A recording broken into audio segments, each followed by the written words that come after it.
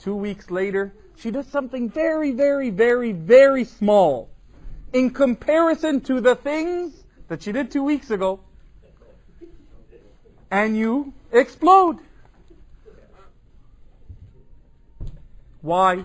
Because you haven't pardoned. That's why Allah subhanahu wa ta'ala says regarding the people of taqwa, Al-Khair al-Ghayz. They are those who hold themselves back when angry. Okay, you held yourself back that 2 weeks ago, you held yourself back, you didn't say anything to her. Then Allah says, وَالْعَافِينَ عَنِ النَّاسِ. They are those who pardon the errors of others. It's insufficient, it's not enough to just say, I'm going to hold myself back, I'm not going to answer. That's one part. But unless you forgive and pardon the error, the transgression, a little bit down the road, it will all come back. One of the people of knowledge,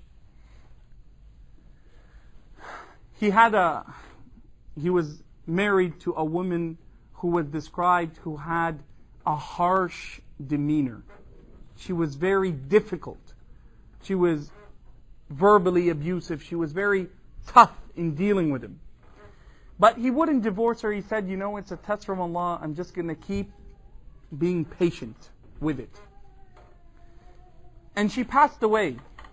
May Allah subhanahu wa ta'ala have mercy upon those who have passed away upon the religion of Islam. She passes away. And as they are putting her in the ground, he says, أُشْهِدُ اللَّهَ أَنَّكِ طَالِقٌ. I bear witness in front of Allah, He's burying her, she's dead, that you are now divorced. The people around him, they said, what are you gaining from divorcing your wife? She's dead. He said, حَتَّى لَا يَجْمَعَنِ اللَّهُ بِهَا فِي الْآخِرَةِ.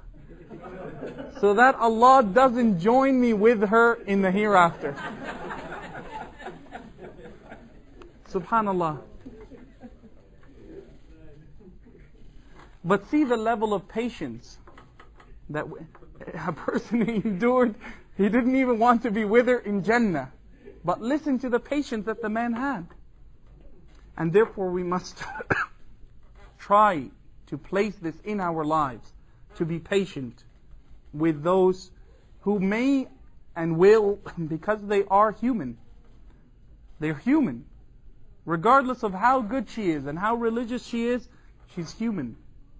She will make an error. She will make a mistake. And at times you will make errors and you will make mistakes.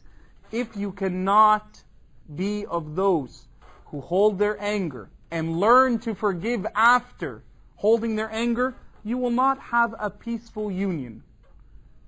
Look at the example of Rasulullah sallallahu alaihi wasallam with his wives.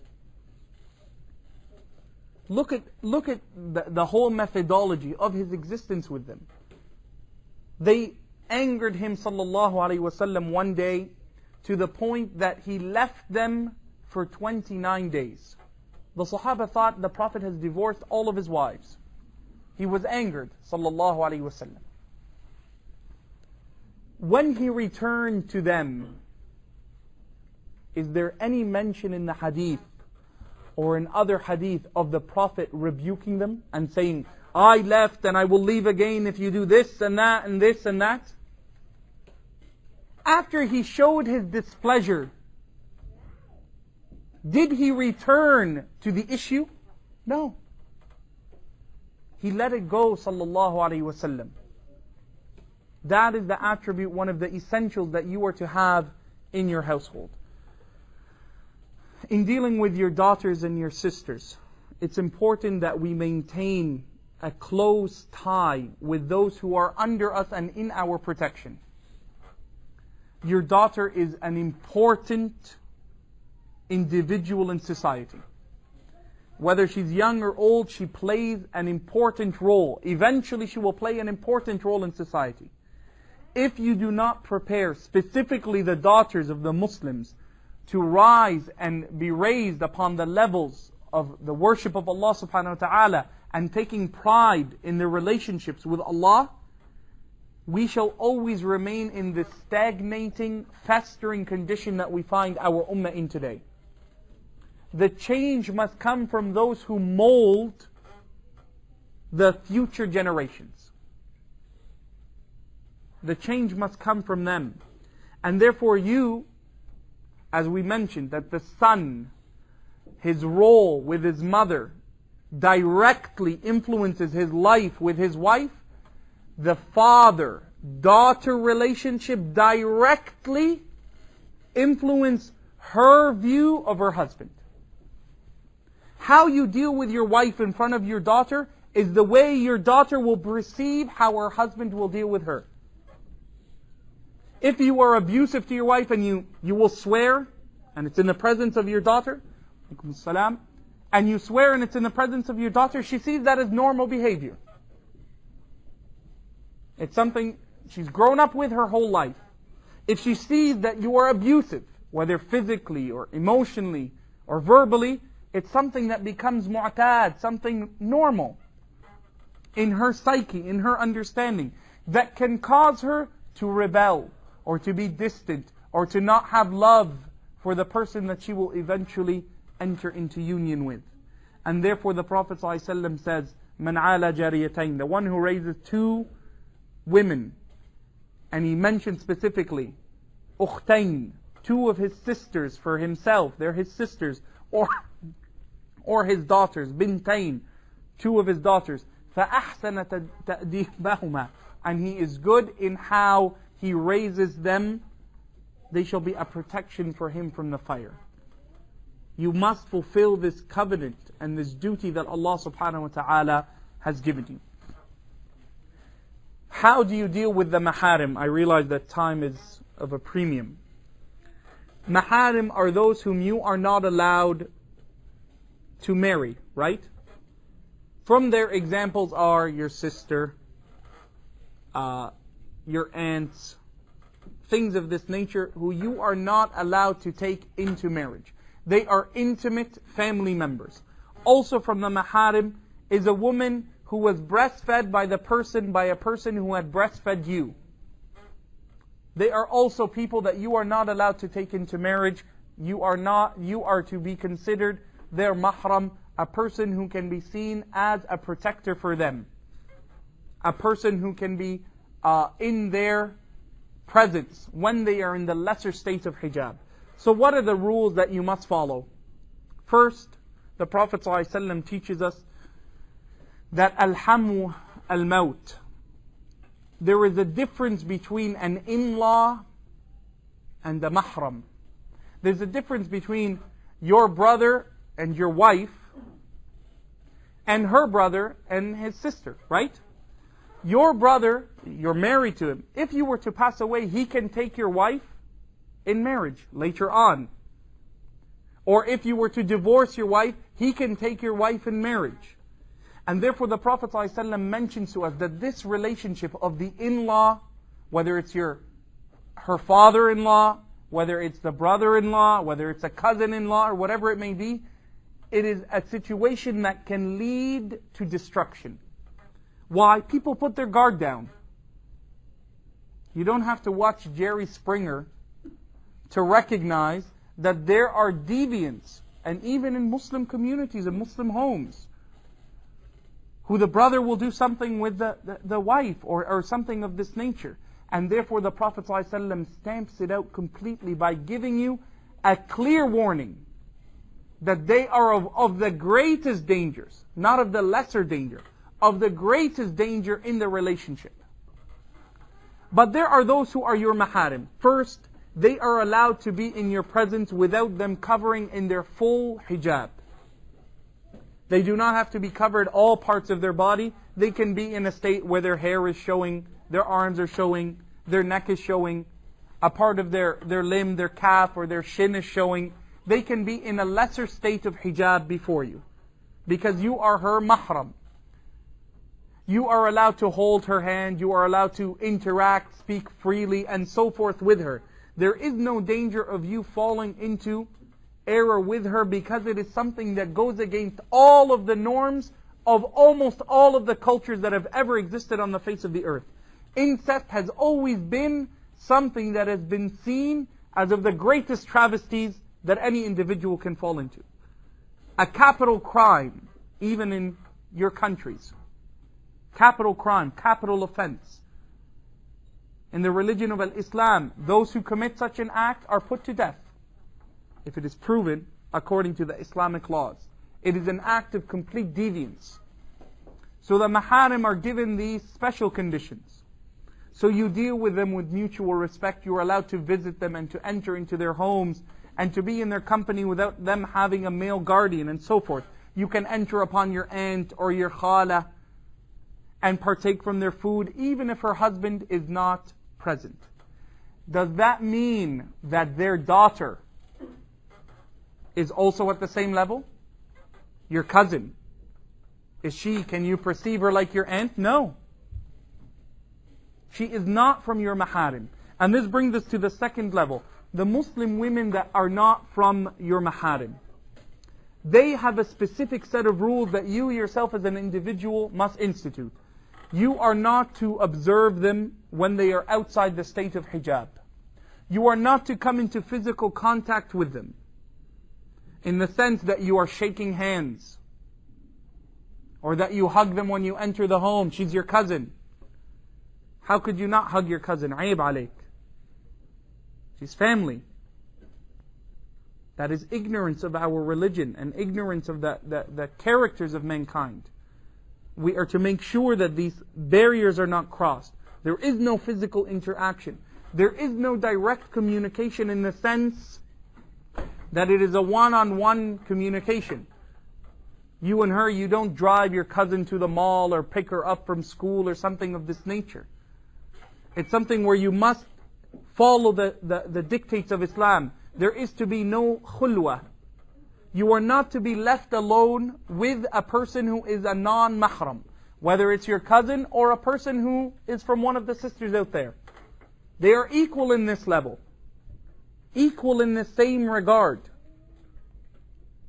So there is to be no khulwa. The Prophet ﷺ says, never is a man and a woman brought together in seclusion, that they're away from people in seclusion, except that the third person with them is the shaitan. And you will think to yourself, seclusion, well, what does that really mean? It also includes chat sites. In fact, and I'm going to go on a tirade right now, I'm going to rant about the dangers of websites, of chatting. I'm going to tell you right now, if you have a son or daughter, your brother, your sister, or whomever it is, if they're chatting on the computer and the moment you enter, they click down the box so you don't see what's being written, alarm bells should be flying across your head. There's a problem, right? We've had numerous cases in Toronto where there was one individual who was writing to sisters, plural, numerous sisters. I love you. I want to marry you. I want to do this and that. Each of them thinking that she alone is his love interest. Little did she know that the same letter he would send to her would be sent to one of her best friends. And all that would be changed was the name. You press back on the email, change the name, send it to her, send it to her. Subhanallah. Khulwa. It's a state of seclusion. Same as the telephone. Be extremely careful. It's a preservation not just of our culture, but it's our religion and our honor. When you are in this state, all freedom is let loose. In fact, there is an illness. It's a psychological illness. It's now recognized by the Psychiatric Association of America and Canada and Britain that there's an illness of being addicted to chatting. You know there's a danger when, first, you are habitually checking your email for a particular person to have sent it to you. You keep waiting. When have they sent? You'll check your email 35 times a day. Where when you enter into your computer and you are writing or you are chatting, You stay a period of time that you did not intend to remain before you entered. You said, oh, I'm just going to check my email for 5 or 10 minutes. You look up, it's an hour and a half later. There's a problem. When you are chatting and it's late in the evening, specifically, when you begin to lose hours from work or school or your grades begin to dip, there's a danger. All of these are signs that you are to look for in yourself and others, because it's something of great danger. And it's something that has begun to spread specifically in the Muslim community. Why? Because Muslim brothers and sisters, and it's something that our brothers, our elders, were discussing with us right before we began our last lecture. They were saying, well, what is a practical way that's Islamic that our sons and daughters can come together and meet one another? How do we get married? How do the sons and daughters now come together? You have more than 100,000 Muslims in Houston. Our elders, they'll say to us, well, we don't really take too much heed or care who our son marries. He can marry whomever, a Muslim sister or something. We say, he's gotten married. But when it comes to our daughters, you said, as I had said in the lecture, it's haram for a Muslim sister to marry a non-Muslim man. Right? Who do our daughters marry if our sons can go and marry whomever they wish? We must begin to facilitate a proper way of introduction. Listen to the example of Umar. When his daughter Hafsa was available for marriage, who eventually would marry the Prophet ﷺ, Umar ibn al-Khattabi ran to Abu Bakr. Same day. He ran to him when his daughter was now free to get married. He ran to Abu Bakr and he said, Ya Abu Bakr, what do you think of my daughter? And Abu Bakr said no. Umar became upset, and we know Umar was very harsh, tough. So he said, let me go to Uthman. Why does he go to Abu Bakr first? He's the closest in relationship to Allah and the Prophet. Who then is supposed to be Umar? And who's after Umar? Uthman, naturally. Let me go and see Uthman. Ya Uthman, my daughter. Man said no. They both knew that the Prophet ﷺ had interest in Hafsa. Umar became upset. How can you refuse Hafsa, my daughter? What's wrong with her? How dare you? But the Prophet ﷺ came. We see the other example of Bilal for his brother. His brother was ready for marriage. Bilal went to each house and he said, my brother's ready for marriage. What do you think?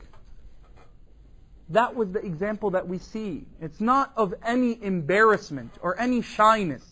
If you feel that a person, he's begun to look for marriage, he's to make it known and to advertise it. And if we cannot facilitate it in a way that the families meet, we are to find innovative ways.